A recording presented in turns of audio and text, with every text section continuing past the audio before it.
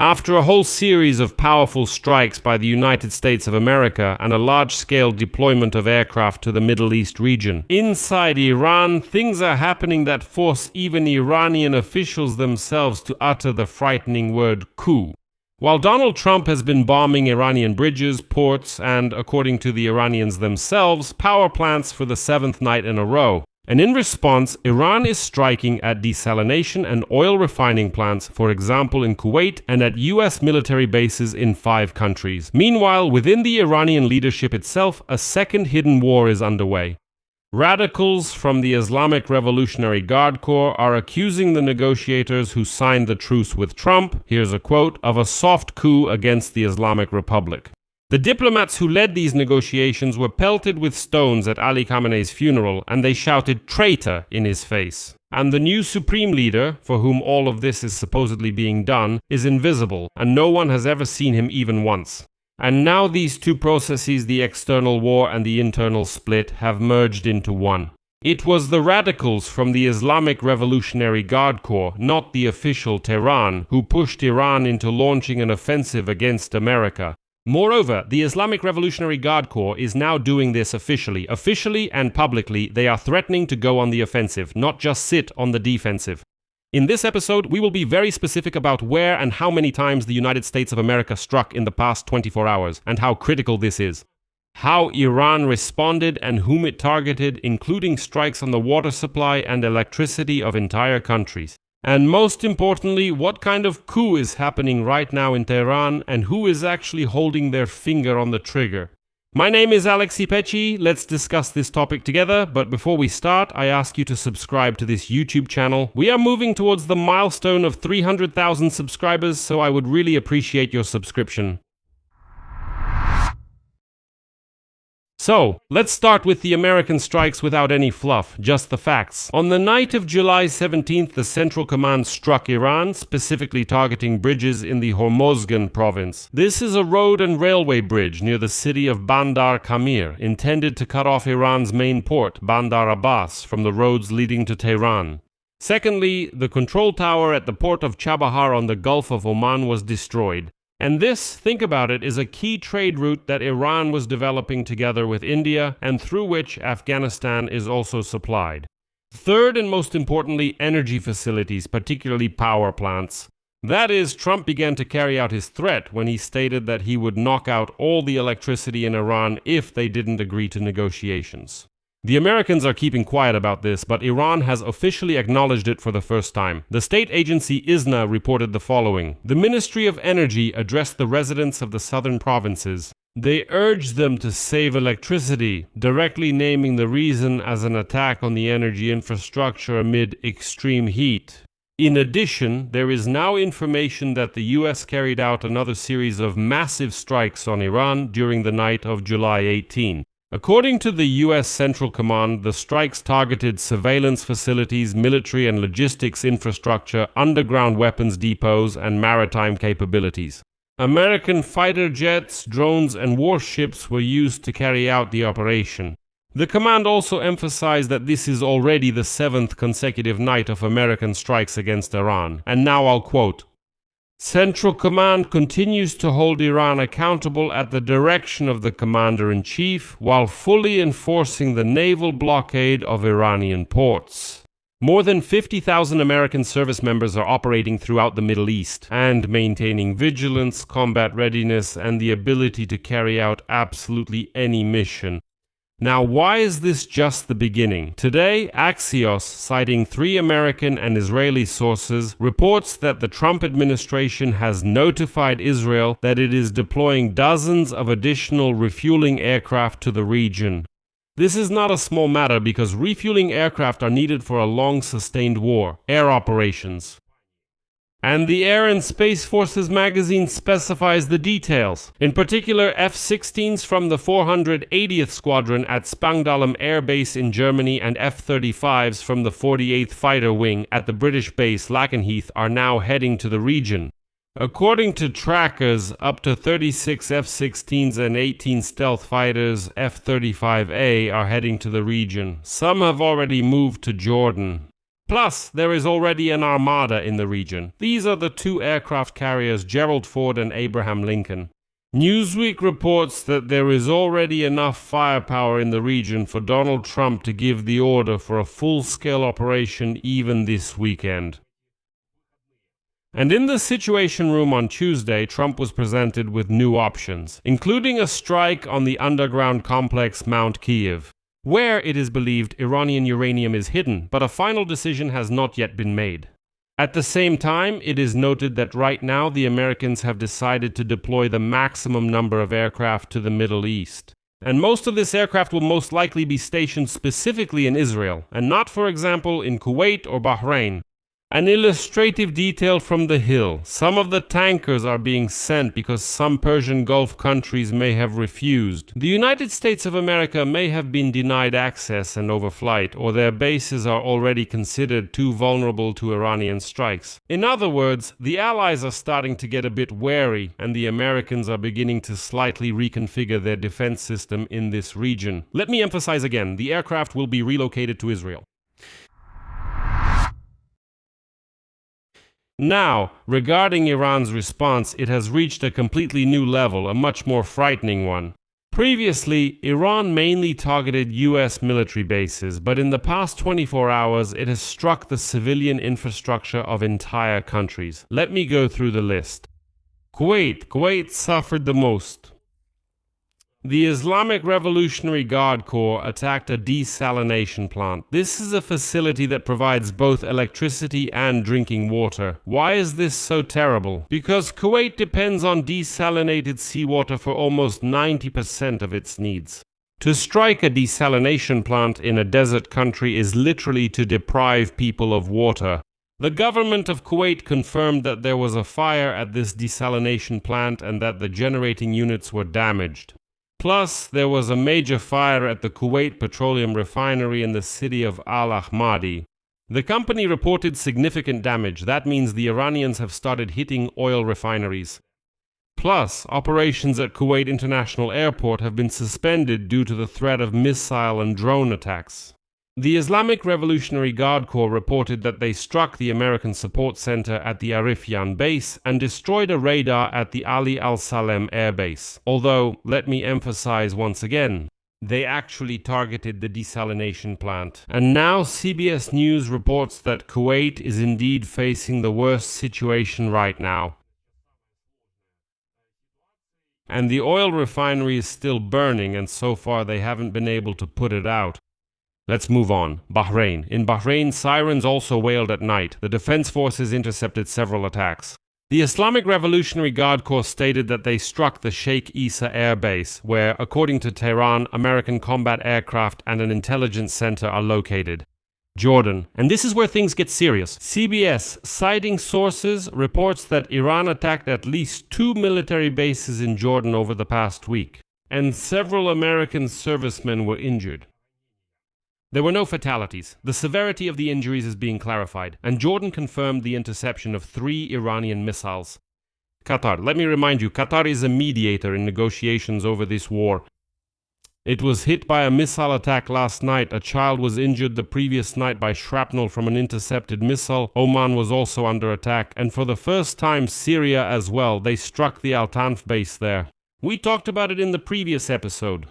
And here is the justification from the Islamic Revolutionary Guard Corps. It's almost a verbatim religious statement, I would say, and I'll give you a quote next. Since there is no international organization capable of stopping the brutality of the American military, we have no choice but to follow the command of the Quran. Whoever attacks you, attack him in the same way. And then comes a warning to the US allies in the region: expect new strikes. So this is a direct threat to Dubai, Doha, Riyadh, and so on. In other words, to everyone nearby. The Islamic Revolutionary Guard Corps' rhetoric has shifted significantly, and now they're threatening to go on the offensive rather than remain defensive. They say we've defended ourselves long enough. Now we must go on the offensive. What that will look like, only God knows. And now, the main thing, the reason for this entire episode, because behind the facade of all this loud talk about Iran responding to America or Iran going on the offensive, what's really happening inside Iran itself is being hidden. And there, as Iranian political figures themselves put it, a major coup is brewing. CNN describes a scene that just gives you chills, because it really looks frightening for the Iranian regime. And when the president of Iran, Pezeshkian, let me remind you of this episode, we've already discussed it. When the president of Iran, Pezeshkian, was walking next to the coffin of the slain former leader Ali Khamenei, the mourning crowd was chanting not in honor of the deceased, but directly at the president of Iran. And they were demanding, quote, death to the compromiser. They meant the one who agreed to some kind of deal with the Americans. Moreover, the chief diplomat, Abbas Araghchi, the very one who negotiated with the Trump administration and managed to get some sanctions lifted, was actually pelted with stones by the crowd, who shouted traitor and sellout. He basically had to run away from the funeral. There was a scene where the security was just trying to shield him from the crowd. Just think about it. The foreign minister and the president are being pelted with stones at a state ceremony. But what's really at the heart of this split? Of course, it's not just about this dramatic scene. This scene, where they're hit with stones, clearly shows things aren't fine in Tehran. So, the radical factions, they're called the Front of Steadfastness in Iran, the Super Revolutionaries, or the Guardians of the Ideals of the 1979 revolution, that's all. They are convinced that the officials who signed the deal with Donald Trump, instead of avenging the killing of their Ayatollah Ali Khamenei, capitulated to the Americans. Moreover, according to their version, they signed this agreement in violation of the orders of the new supreme leader, Mojtaba Khamenei. And now the key point that poisons everything. No one has actually seen Mojtaba. But this radical wing says Mojtaba actually gave the order not to sign any agreements with the Americans under any circumstances, but these traitors, the president and the foreign minister, went ahead and signed anyway.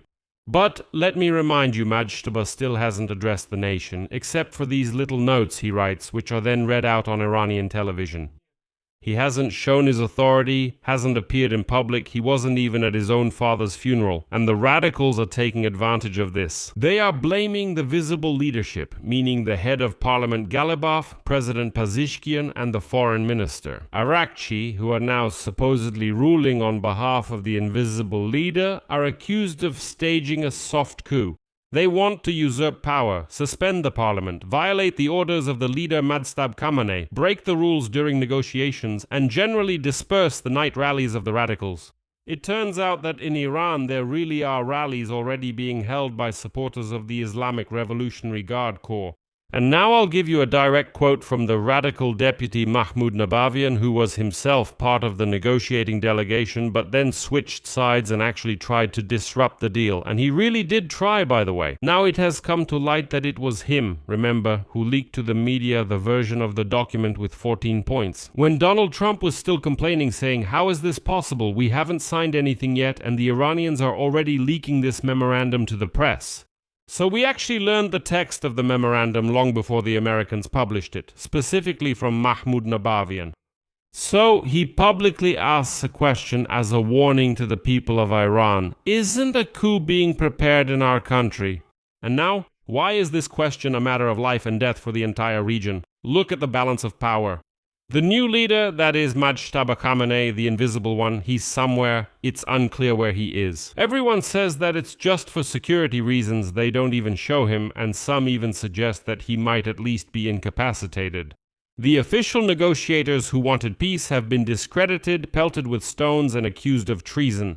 So who is filling this vacuum? The power vacuum is being filled by the Islamic Revolutionary Guard Corps, whose influence is rapidly growing in Iran, and it's the radicals who are now setting the agenda. And that's exactly why Iran went on the offensive. These attacks by the Islamic Revolutionary Guard Corps on ships in the Hormuz Strait, which shattered the entire ceasefire, were the initiative of those very people who call themselves super revolutionaries. And here is their logic for the offensive. The former head of the Ministry of Foreign Affairs, the same radical Manoucher Matahi, stated on Iranian television on Wednesday, "My suggestion is to go after one of the US bases in the region. In an offensive where hundreds, maybe thousands of these American terrorists, it's enough to take 100 soldiers and bring them to Iran. So, basically, he suggests launching an offensive on one of the American military bases, taking American servicemen hostage, and then trying to negotiate. This is essentially an escalation plan that he is now announcing live on air. Now let's put the whole picture together. What is really happening? The ceasefire collapsed not because the Iranian government changed its mind, but because a radical faction which rose during the funeral and relies on the Islamic Revolutionary Guard Corps is taking control of Iran. The weakened, discredited negotiators are being pushed aside, and Iran is being driven into a total war with the United States of America, as they say, to avenge their leader. That's why there are strikes on desalination plants in Kuwait, on oil refineries, on bases in 5 countries, and now there's also the threat of taking hostages. On the other side we have Trump, who is bringing in F-16s, F-35s, tanker planes, he's pulling them in, a second aircraft carrier, and according to both CNN and CBS, he could give the order for a major operation as soon as this weekend. At the same time, the White House, through its spokesperson, still repeats that it prefers diplomacy, but there are many arguments in favor of a strike. Those are Caroline Leavitt's words. Both sides are already striking infrastructure, and this is essentially crossing an important line. Attacks on the life support systems of the civilian population. This is the red line, after which I think it will be extremely difficult to go back or reverse the situation. And here's the final thought. It's this. Usually in such crises, there's hope for negotiators, meaning people who are still looking for a way out. Even in the hottest phase of the war, in Iran, these people were just pelted with stones and called traitors. That is, those who wanted peace are now being pushed out, while those who want war are arming themselves and radicalizing society. Well, and the supreme leader, the only one who could theoretically calm everyone down, is either hiding or incapacitated. Well, no one really knows when such a state has no apparent top leader, and the levers of power are being seized by radicals shouting that revenge must be taken and hostages must be captured. Well, that's actually the most dangerous scenario possible. Just today, by the way, Pakistan was supposed to host a round of negotiations between the US and Iran in Islamabad, but those talks did not take place. Let me just remind you that if that ceasefire hadn't collapsed a week ago, there would have been another round of talks today, but they didn't happen. So now we can only watch the escalation of this conflict and what will happen next. Because we see that each side is trying to put pressure on the other, and neither side is even considering stepping back, not even a little. I'll leave it at that. Share your opinions and conclusions in the comments below this episode, subscribe to the channel, hit the bell, and don't forget to like. That's all for now. Take care of yourselves. Goodbye, everyone.